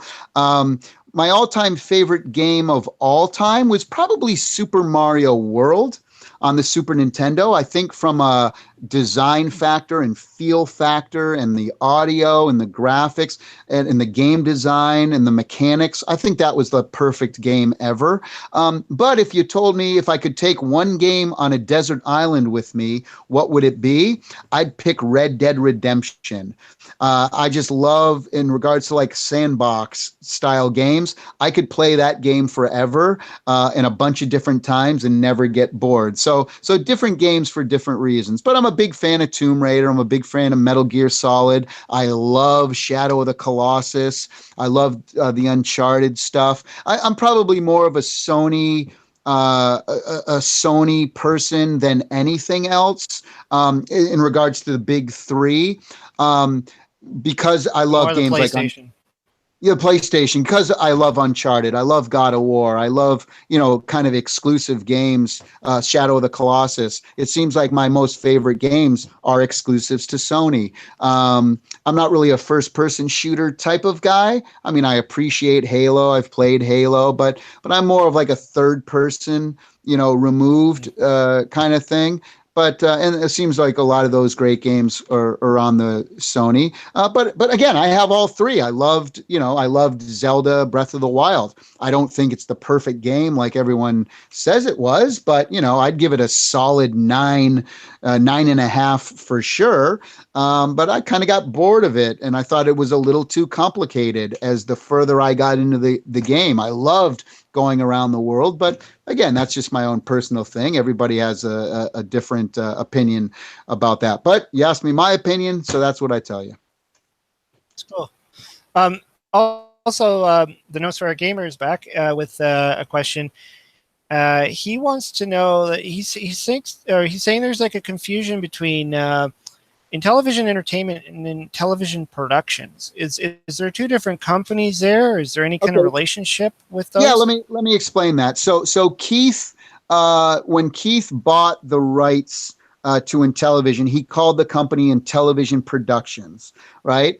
And so Intellivision Productions is the current company that that Keith ran, where all of the assets for the old Intellivision stuff. So everything old and original, the artwork, the game, the name of the name, everything, all of that old stuff is Intellivision Productions. In the original article that came out, there was a little bit of misinformation. It said that I purchased a stake in Intellivision Productions. That's actually not true. So it's good that he asked that so that we can clarify that. I have nothing to do with Intellivision Productions. Intellivision Entertainment is the company that is starting all of this new stuff and new stuff and new stuff. Now, in order to do that, in order to move forward with Intellivision Entertainment, all of the Intellivision production stuff will eventually need to move over to Intellivision Entertainment, and then Intellivision Productions would need to be, kind of closed down. So that's the process of kind of, where everything's at for now. But whenever you see Intellivision Entertainment, it's the new thing with the new console, with all that stuff. But eventually, Productions, assets will be entirely moved over and probably, shut down, because there would be no reason for it to exist at any point. So just basically phase out and become just one. Correct, thing. because it's a new phase for the entire company. Everything that Keith did was amazing to keep it going for as long as he did. All of the things that the INTV guys did in the 80s to keep that going, to buy the rights from Mattel, to keep that system going all the way up to 1990. David Warhol and all those guys. Amazing. That era was incredible. Keith's era, incredible, commendable. But now we're moving into a new era, and we wanted a new name and a new association. So that's all that is. We also got a question from Viperman SBD. Now, this is kind of going back to when you were not putting really a date on any, okay, hold yourself to it. But what Viperman SBD is asking is how soon after the October reveal will you be able to pre-order? Now, there's a question: is there going to be a pre-order? No. Yeah, that's what I was thinking. No, because I don't. Again, I don't want to take people's money unless they play the system. Have a product to show them. Absolutely. Yeah. So that's kind of what I was thinking. Like, I don't think a box where you can pay for it 2 years in advance. This is not going to be that kind of system. You're going to actually have a working, playable system ready out of the box when you can purchase. And this thing. Exactly. And the reality is when PlayStation, that puts us at a bit of a disadvantage, by the way, because the PlayStation, you could pre-order a PlayStation 4, you could pre-order a Nintendo Switch, right? And so they had a good idea how many they needed to manufacture and this and that. For us, we're at a little bit of a disadvantage, but the reason I'm doing that is because of all of the crap that has happened in the past with Ouya and the Chameleon and now the Atari. We don't want to be looped in with those people. That's a completely different thing. So I'm willing to take a bit of a hit, but look, the reality is this: we're going to know what the numbers are, pretty well, because Walmart is going to pre-order, Amazon is going to, and when I say pre-order, meaning Walmart's going to come to us. They're going to see that. By the way, a lot of people don't realize this, but that's what E3 really is. E3 isn't about the game companies there showing off the new games. Yes, it's that, and the media comes and they have all the coverage. But the real meaning behind E3 is that's when buyers and sellers get together and they start to say, like, EA will sit down with Walmart and say, okay, how many Madden footballs are you taking from us this year? And so that's a big meeting place where the sales go on. Sales point of it, like the whole sales thing going. That's where they're getting at, right? Exactly, because they need to know how many they have to manufacture. They can't just guess, and so we're going to know.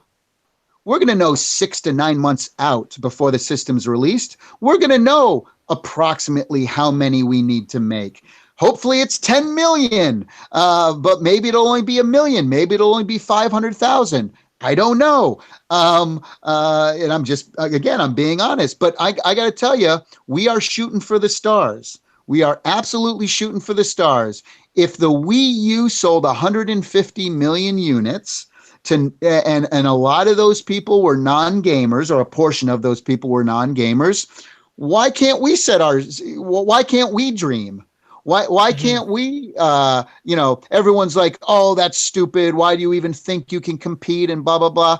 Look, we're doing something completely different, but don't squash our dream. And, why can't we put a goal? Why can't we have goals and dreams, right? I think I kind of understand why people say things like that, because look at what Nintendo's doing now. They're selling cardboard with their new what is it called? It's kind of a joke. Like Nintendo could put their name on a stick and people will buy it, right? So so that's kind of like, I think, why people jump to that conclusion was Nintendo could say, we're putting out a system and people are already like, shut up and take my money. Yep. And they do have that advantage. Can I bring up something important in regards to numbers and stuff?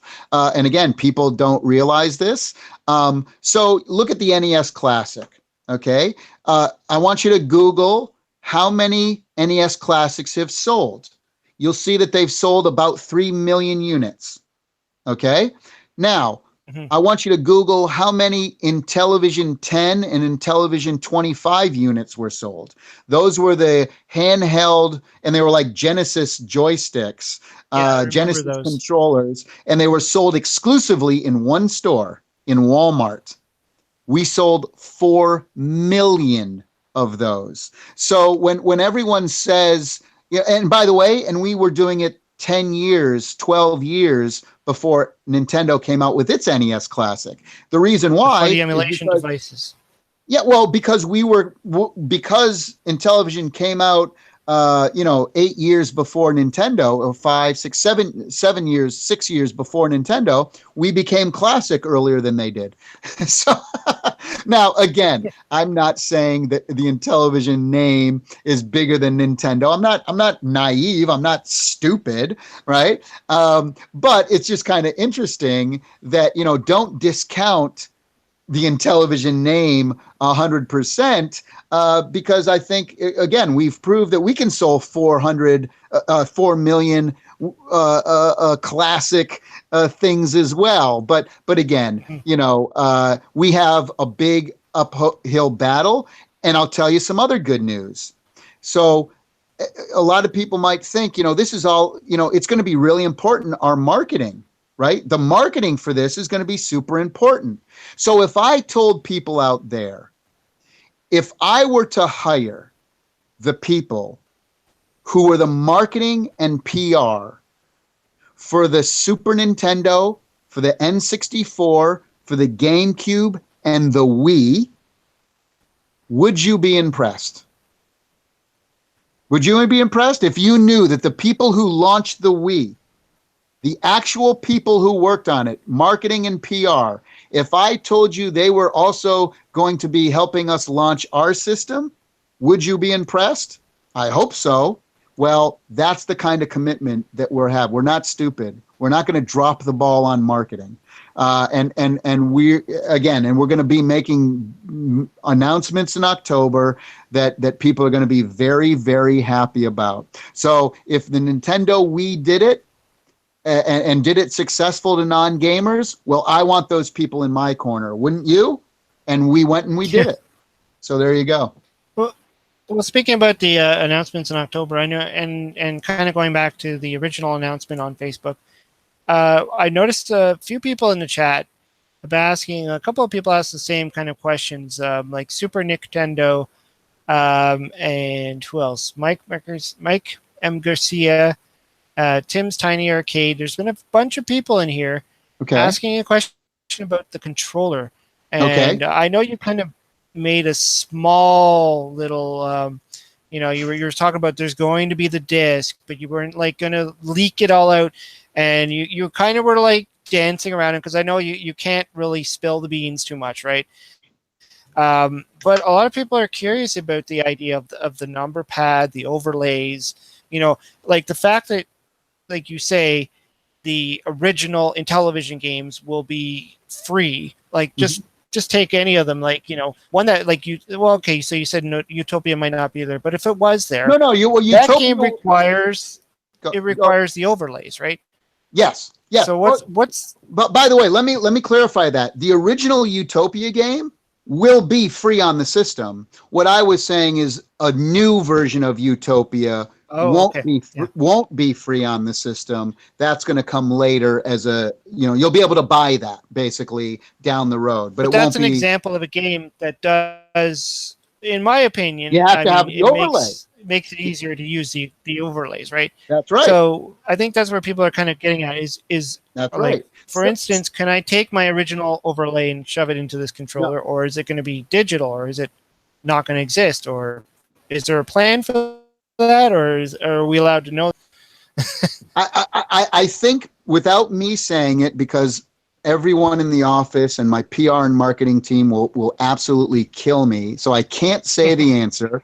What I'll tell you is that come October, you're going to be able to see it. Okay, and then once you see it, you'll be like, oh my God, of course.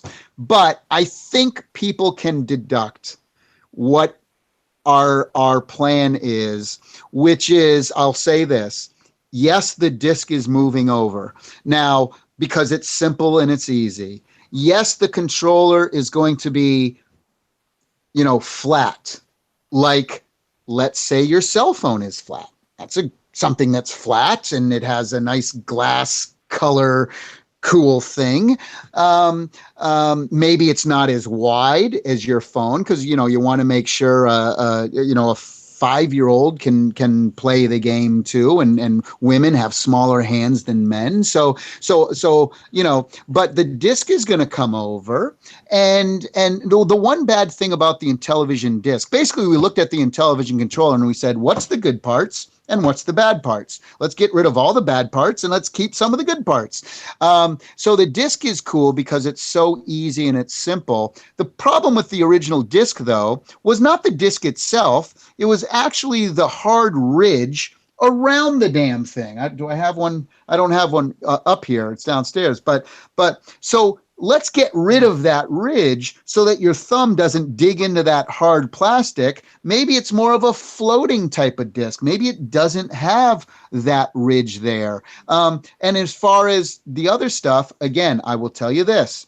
We're not going to have overlays, but you'll be able to, I got to be careful. People know what I'm talking about. People know what I'm talking about. You're going to be able to see the overlays and interact with the overlays, but you won't have to put the overlays in. Okay, I'm done. I said enough. They'll be there, but they won't be there.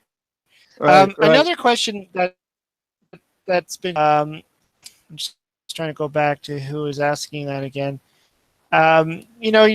You're involved in the whole music industry. You got that video games live that you've been doing for a while now. 16 years, yeah. And you were creating a lot of soundtracks. Will you be involved in any of the soundtracks on this new system in the Intellivision, or are you going to separate yourself from that? So there is no way in hell I would be able to work on such a big project and not be excited about, maybe writing some music here and there on the weekends. I can tell you this, that especially with the sound design, I'm going to be producing a lot of music and a lot of the sound stuff. Just because I need it to be perfect. I need it to be better than anything else out there. So I will be involved. Now, am I going to be, spending weeks writing music for, the new Night Stalker game or whatever? No. But, if I do a tune here and there, absolutely, I'd love to. I mean, it's my passion since, for 30 years, it's been my career. So the focus is running Intellivision, number one. But, having some fun and being creative. And again, isn't that kind of cool? How many president of do you think Reggie at Nintendo is like doing sound design and designing games and helping to work on producing and style and stuff like that? Probably not. And so, so that's, again, it's kind of a cool thing that that the person running the hardware company is actually a game developer for 30 years, has worked on 320 games, audio, design, production. I've even started out as a games tester. So yeah, I'm going to be sitting and playing game testing some of these games in my spare time. So you might see my name a couple times in some of these manuals for different jobs. Yeah, that's cool. Yeah, because being a musician, like I know what it's like a little bit. I was a musician myself for a while. And, I was like your typical, I had a band in high school kind of thing, played a lot of music, wrote my own. So I can see how you'd want to keep that going. And actually, one of the questions that I was going to throw at you, and I'm sure I've seen it in the chat, was you have a relation to Aerosmith, to Steven Tyler. And I've read that on I've read that on Wikipedia. I've had other people have mentioned that. So, like, is it a close relationship? Or did he give you influence in music? I know I've read little bits about it, but I haven't seen a whole lot on it. So yeah, it's not something that I like to talk about or brag about. It's the coolest thing. I mean, let's face it, I have the coolest cousin, one of the coolest cousins on the planet Earth, right? But it's not something that I don't want to be known for. Oh, that's Steven Tyler's cousin. I want people to know me, on my own merits, on my own career, my own talents. That being said, absolutely, he's had a huge influence on my life. Yes, we are very close. We text each other, I don't know, once a week or every couple weeks. When imagine this, right? I'm an 8-year-old kid sitting on the side of a stage at a Aerosmith show in the mid 70s. And I see Cousin Steven, who I just know as Cousin Steven. I don't know him as a rock star. He's just my cousin. And I see him out on stage performing to 20 or 30,000 people, cheering his name, girls crying in the aisles. And I'm thinking to myself, and him having so much fun and being so energetic. And I'm thinking to myself as an 8-year-old kid, man, that looks like a pretty fun job. That's what I want to do when I grow up, right? So being on stage and performing and being creative, it never felt like an impossible dream to me.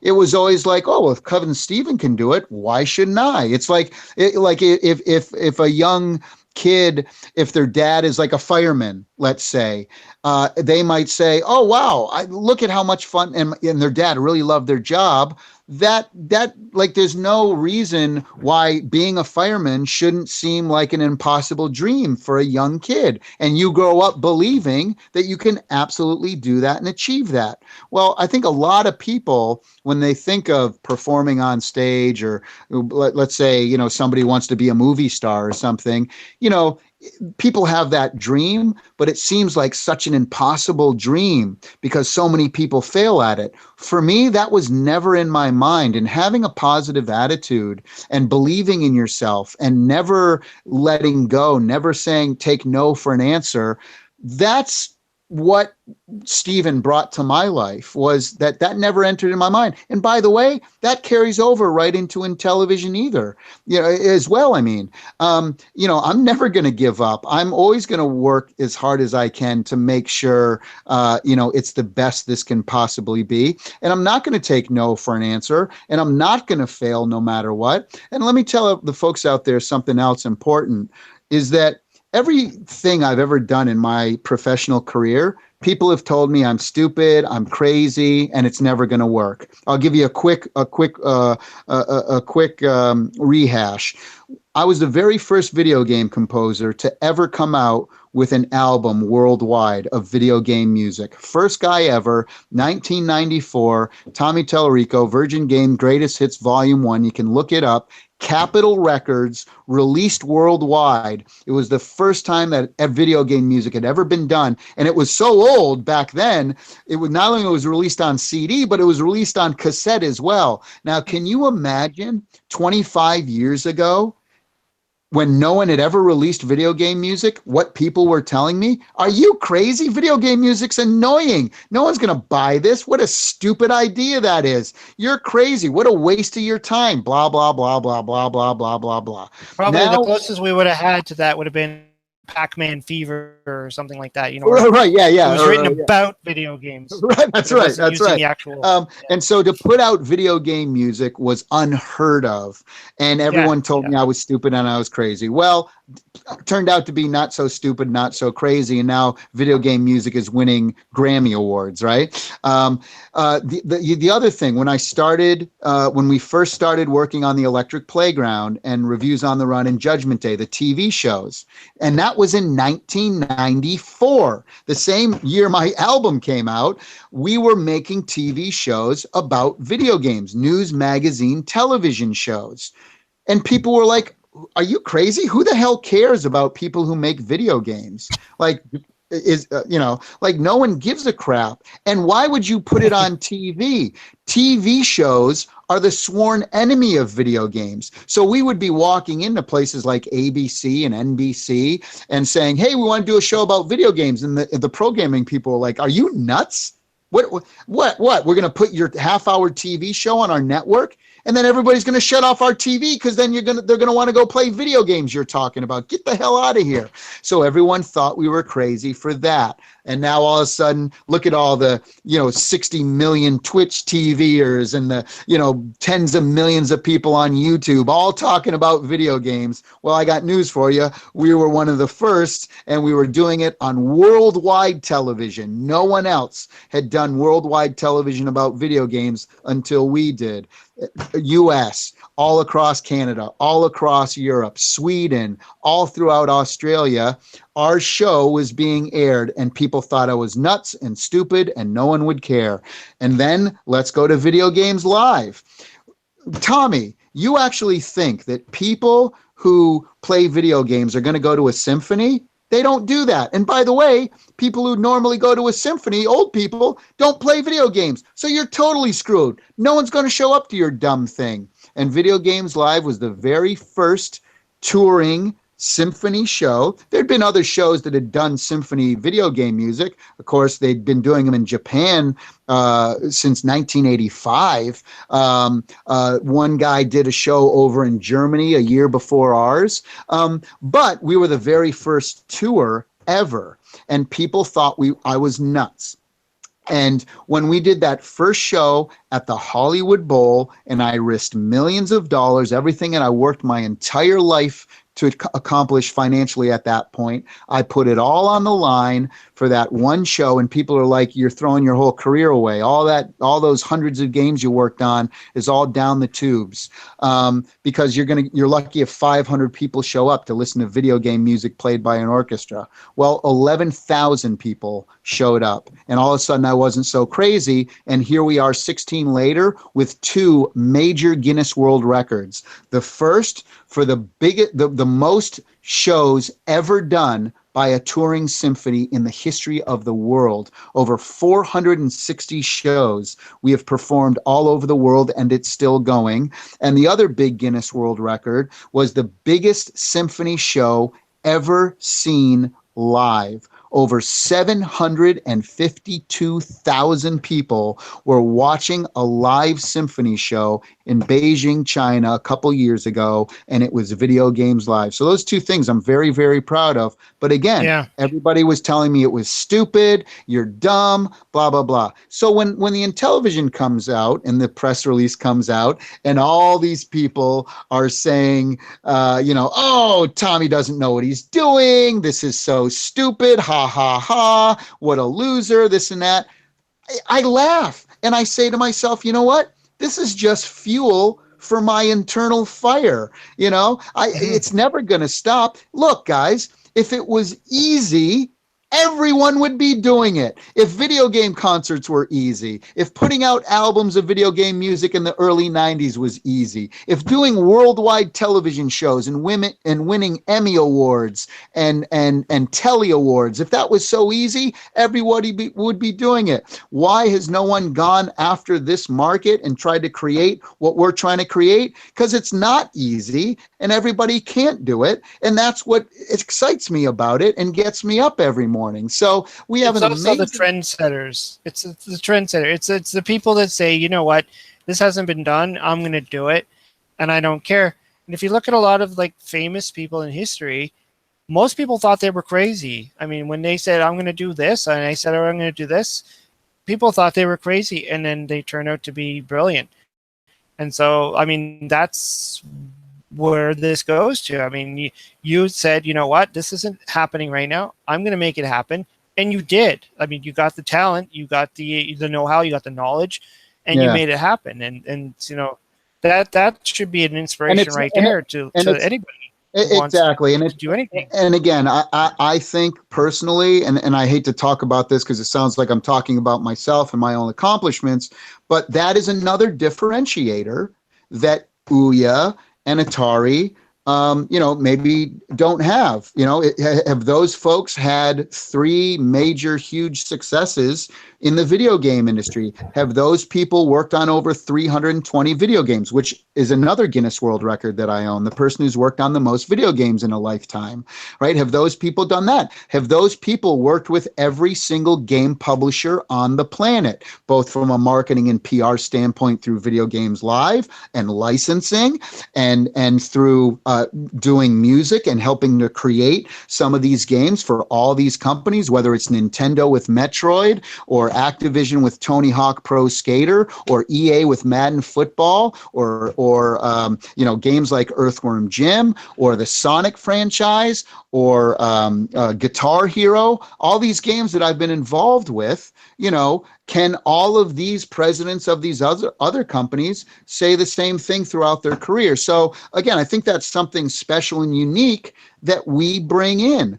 And the team that we've surrounded ourselves with are all professionals on that same level, as well as all these original, amazing, talented people like Bill Fisher, Steve Roney, Emily. I mean, there's so many, David Warhol, all these people who we want to bring in back into the fold and back into the mix. And we're going to be making a lot of announcements in October, and I can't wait.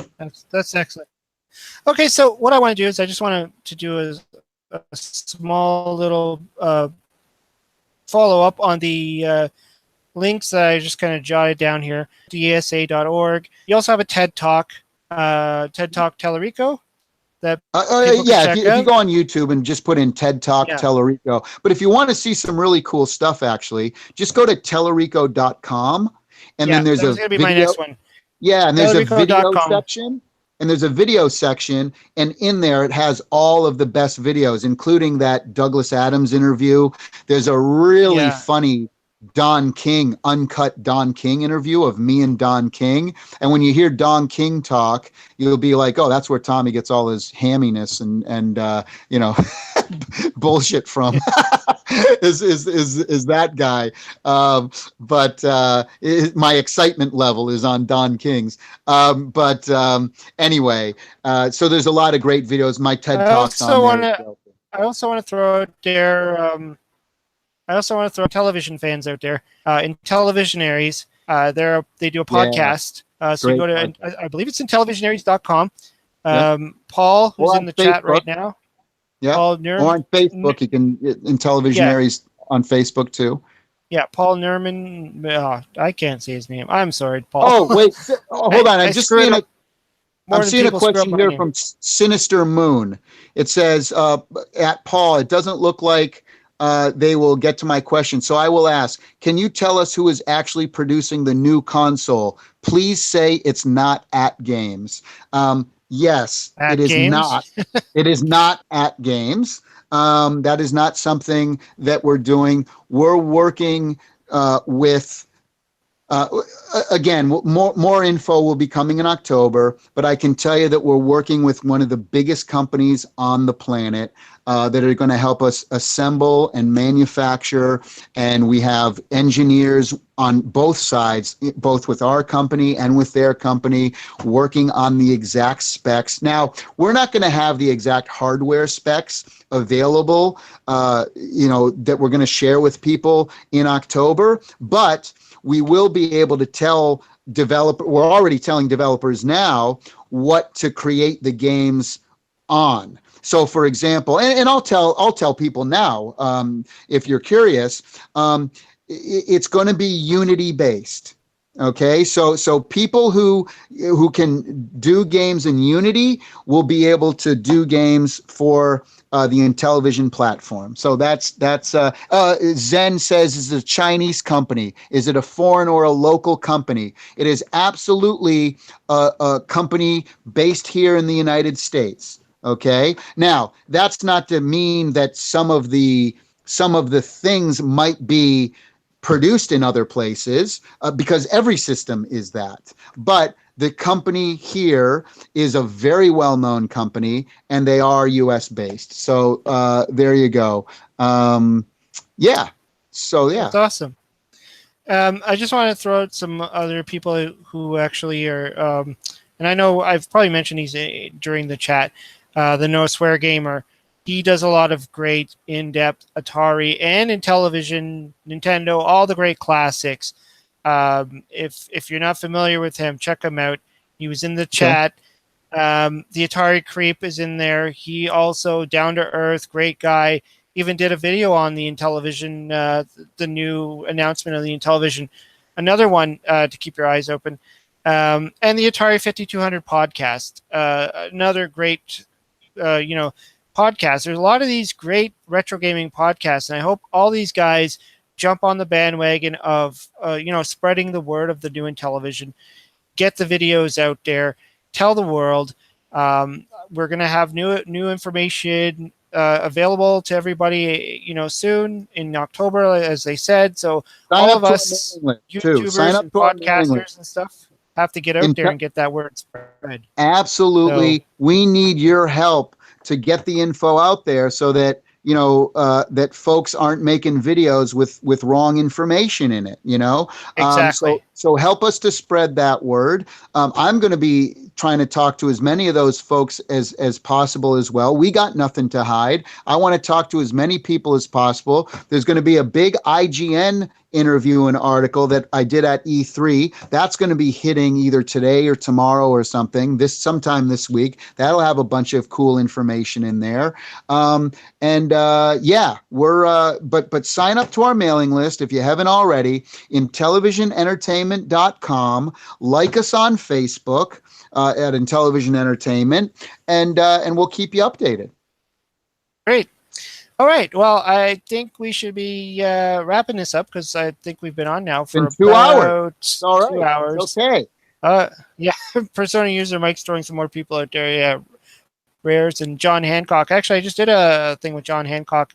I think he might actually be interested in this system. I'm still waiting to hear what he has to say about the new Intellivision. I know Metal Jesus Rocks didn't seem too enthusiastic about it. I was a little bit disappointed in that. Right. Well, Metal Jesus Rocks. I reached out to him. I saw his kind of, I don't want to say negative comments. I guess it wasn't negative. No, it wasn't negative. He was no interest in it. And, that's his opinion. He says he has no interest, but he doesn't know what I know. So I think that when I talk to him, and I'm speaking with him on Thursday, I'm going to have a phone conversation with him. I outreach to him. I said, hey, I understand. I said hi. Okay. Well, but everyone's got to remember, I understand the skepticism. I'm not against anyone who has skepticism against the machine. I totally get it. I'd be skeptical too, but keep your mind open to what we're doing and how we're doing it, and what our focus is, and the people we have around us, and how we're going about doing it. Because I think anyone who's watched this last 2 hours, I think might have a better understanding, and I think would probably admit, whether you like me or not, whether you think Intellivision is good or not, I think that you would probably admit that what you heard today is a lot different than what all the others are doing and have done in the past. And so that's all we ask for, is for people to keep an open mind and make a decision based on when you play the game and not before it. Exactly. And I don't, so there you go. Exactly. I'm a fan of Metal Jesus. I've watched his stuff. I mean, he was one of my inspirations. I had a bunch of inspirations of why I became a YouTuber. Metal Jesus was one of them. The Angry Video Game Nerd, No Swear Gamer. All these were great people that what pushed me into this direction. And so I understand he's going to have his opinion, and that's fine. If he thought the Intellivision wasn't up to par, and he has zero interest, that's fine. He's an Atari guy. I understand that. I know he's not bashing the system. His intention was to say it's going to be crap and it's going to fail. And that's where I respected him on that one, because there was people who said that kind of crap. It's going to fail, whatever. I don't know why they're saying that. But they're saying it because everybody else who's doing this, and they're not doing it like we are, but everyone else who's attempting to do something similar is going about it the wrong way, in my opinion. And so that's why they're skeptical. Yeah, exactly. But again, I want Metal Jesus to hopefully listen to this podcast. I want him to see the passion that me and the team have. I want him to listen to our ideas. And if he still thinks it's a total loser and that that we're idiots, then that's fine too. I look forward to proving him wrong. I look forward to proving all those people wrong. It's like anything, right? One person says PlayStation is the best and Xbox sucks, and the other one says the opposite, right? So it's going to happen. Yeah. Anyways, I just want to say thanks, Tommy, for actually coming on my show. I mean, this was a real honor for me to speak with you. I was really excited to watch the live thing, and in fact, I was blown away when you even mentioned my channel on that live cast. I mean, that was just a complete victory for me. I was just like, oh my goodness, Well, you know what? You know what, Brian? You deserve everything because, you were one of the first people, because I read all this stuff when I get a chance, mostly on the weekends, or late at night at like 2 a.m. when I'm trying to go to sleep and can't, because I'm so excited about all this. But you were one of the first guys who came out and you kept an open mind, and you read the press release. You started to, saw some of the interviews, and you kept an open mind and an open heart. And I want to just tell you that I appreciate that. And I hope others will do the same. And I wish everyone was like you, that they can keep an open mind. And for those who don't, well, let me talk to you, especially for some of the big influencers out there. Let's have a conversation. So if you know folks out there who have a big name and who have a lot of followers, and they want to find out more information about Intellivision, tell them to send me an email. Send us an email, get a hold of me on Facebook or Twitter or whatever. And I want to talk to you just like I reached out to you, Brian. And that's all we can do at this point is be kind to people. And for those who doubt, for the doubters out there, let me at least tell you our side of the story, and hopefully change your mind. That's all. Give them a chance to have a voice and speak out. So anyways, I just want to wrap this up because I think it's going way beyond the time. I think, we all have to get on with life, and some of us have to get up in the morning. So, but yeah, check out the Intellivisionaries podcast, as the No Swear Gamer is mentioning in there in the chat. And again, thanks again. This was great. I hope to cover more stuff on this as information gets released. Absolutely. And are you going to the Portland Retro Game Expo? Probably not. I mean, I live in Canada. I'm in that's right. Ontario, so Canadian. That's right. It's not easy for me to get. I just went to a gaming convention yesterday, which is about 10 minutes away from my house, so that was manageable. I don't have to get on an airplane. Because I work the standard job, the 9 to 5. I have a wife and kid and all that stuff. Well, for anyone listening to this, if any of you are going to be at the Portland Retro Game Expo and you see me walking around or you see me at the booth or whatever, please come up to me and talk to me. I want to be approachable to everyone. Don't feel like afraid or whatever. Please come up and talk to us. We want to meet all of the people. I love meeting people who are passionate about this stuff as I am. So hopefully in Portland I'll be meeting a lot of new friends and new faces, and I look forward to it. Yeah, cool. So just so people know that people who watch my show, I'm going to be doing a video on that the convention I just went to. That'll be up at some point. I do 2 videos a week right now on that schedule. Tomorrow I'm going to be releasing an Intellivision game, the Masters of the Universe, He-Man. It's my first time playing it, so it'll be fun. Really? Oh, it's a great game. You're going to love it. Yeah, the video's already shot, so it's ready to go. I'm going to upload it tomorrow. And I'll also have another video on Thursday. So if you like my videos, hopefully you subscribe and, tune in every once in a while and check them out. But and I hope to do some more live chats in the future. And it looks like I just got invited to be on the Intellivisionaries podcast. Woo-hoo! So that might be, I'll love to do that. Anyways, I just want to say thanks again, Tommy, and thanks for everybody coming into the chat. There's been a lot of awesome people, a lot of great people to talk to. If you had more questions or if you had a question that didn't get answered, leave them in the chat because I'm sure Tommy will go through the chat. I'll go through the chat, and we'll hopefully even Paul can go through the chat, and he's very knowledgeable. And one of us will answer the question, hopefully. So Don't be afraid. Get in there, get in the chat, leave them behind, and you can also go on Facebook, Twitter, wherever, and find us there. And we'll throw as many answers as we can. And thanks for everybody coming out, spending some time with us. And for anybody in my time zone, have a good night, because it's like 11, 12 at night, so I'm going to bed. And for the rest of you, have a good day. And we'll be ending the chat now. All right. Thank you, everyone. Bye. Close it up.